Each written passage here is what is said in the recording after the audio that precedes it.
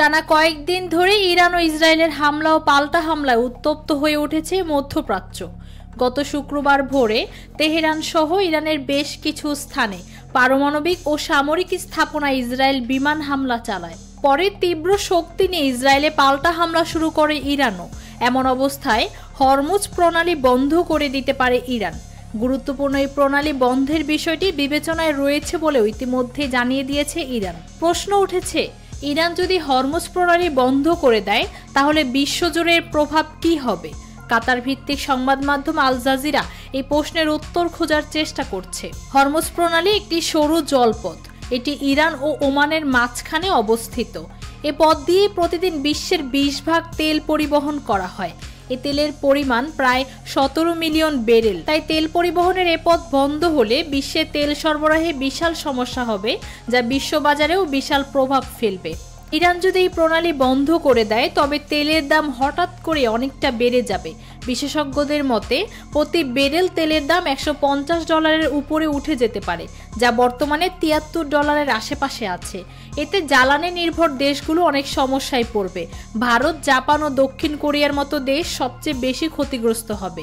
এই পথ দিয়ে শুধু তেলই নয়, প্রাকৃতিক গ্যাসও যায়। কাতার থেকে প্রচুর পরিমাণে গ্যাস রপ্তানি হয় এই প্রণালী দিয়ে। হরমুজ প্রণালী বন্ধ হলে এই গ্যাস সরবরাহ বড় ধরনের সমস্যার সম্মুখীন হবে। বিশ্বের বাজারে দাম বেড়ে যাবে, নিত্যপণ্যের দামও। জাহাজ চলাচলের খরচ বেড়ে যাবে। ফলে সবকিছুর দাম সাধারণ মানুষের নাগালের বাইরে চলে যেতে পারে বলে ধারণা করছেন বিশেষজ্ঞরা। প্রতিদিন প্রায় 17 মিলিয়ন ব্যারেল তেল এই প্রণালী দিয়ে যায়। এই তেল যাওয়া বন্ধ হলে তেল নির্ভর দেশগুলো তাড়াতাড়ি সমস্যায় পড়বে। তেলের যোগান কমে যাবে। বিশেষজ্ঞরা বলছেন তেলের দাম $30 থেকে $50 বাড়তে পারে প্রতি ব্যারেলে।